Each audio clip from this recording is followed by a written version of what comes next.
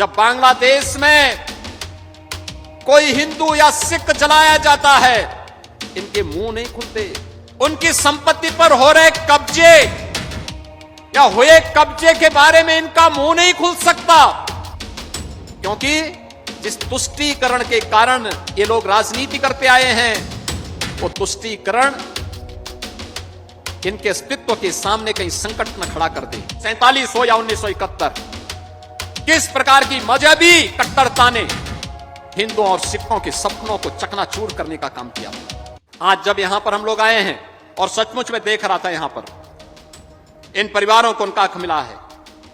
आज ये सभी बांग्ला भाषी परिवार पूरे आत्म गौरव के साथ, सम्मान के साथ न केवल अपने वर्तमान को बल्कि भविष्य को भी उस सुनहरे सपने को आगे बढ़ने का पूरे अभिमान के साथ आगे बढ़ सकते हैं। उस समय आपने देखा होगा 1947 हो या 1971, किस प्रकार की मजहबी कट्टरता ने हिंदुओं और सिखों के सपनों को चकनाचूर करने का काम किया था, किस रूप में किया था। लेकिन अब कोई आप पे अत्याचार नहीं कर सकता, ये हम तो गारंटी दे सकते हैं।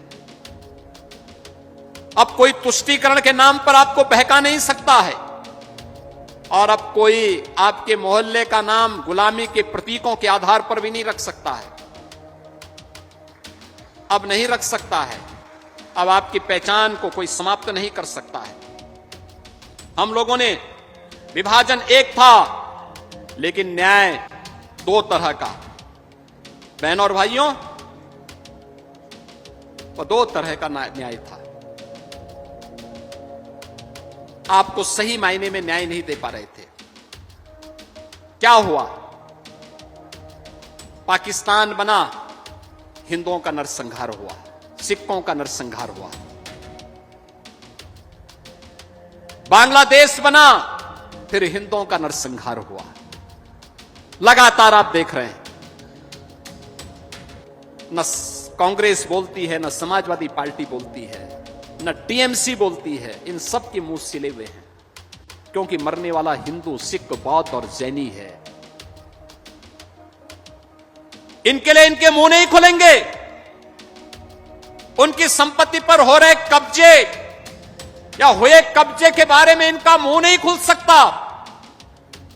जब बांग्लादेश में कोई हिंदू या सिख जलाया जाता है, इनके मुंह नहीं खुलते, ये मौन हो जाते हैं, क्योंकि जिस तुष्टीकरण के कारण ये लोग राजनीति करते आए हैं, वो तुष्टीकरण इनके अस्तित्व के सामने कहीं संकट न खड़ा कर दे, इसलिए इनका मुंह बंद हो जाता है। इनके ओंठ सिल लिए जाते हैं, ये नहीं बोल सकते। इसीलिए सिटीजनशिप अमेंडमेंट एक्ट का ये लोग विरोध करते हैं, हिंदू समाज को आपस में बांटते हैं, जाति के नाम पर, मत और संप्रदाय के आधार पर, क्षेत्र और भाषा के आधार पर। याद करिए, इन 70 वर्षों में, 75 वर्षों में कांग्रेस ने आपसे वोट लिया, लेकिन अधिकार नहीं दिया।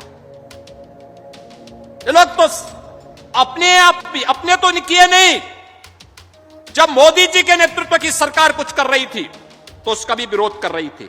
इन्होंने लगातार उसका विरोध किया। लेकिन अब हम कह सकते हैं कि दशकों पहले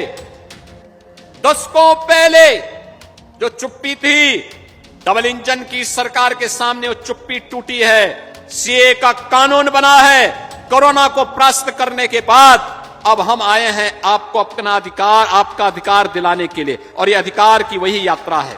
बहनों और भाइयों, यहां पर लखीमपुर खीरी, गोला, धौरारा और मोहम्मदी में बसे हुए इन सभी परिवारों को, यानी जो लगभग 1031 परिवार हैं, इन परिवारों को 542 हेक्टेयर भूमि का मालिक बनाने के लिए आज हम सब यहां पर आए हैं।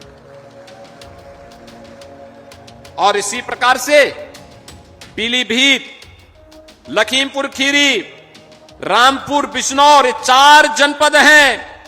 इन 4 जनपदों में संख्या बताऊं कितने बांग्लादेशी हैं? कितने बांग्लादेश से आए हुए विस्थापित हिंदू हैं और सिख हैं? इनकी संख्या है लगभग 65,000।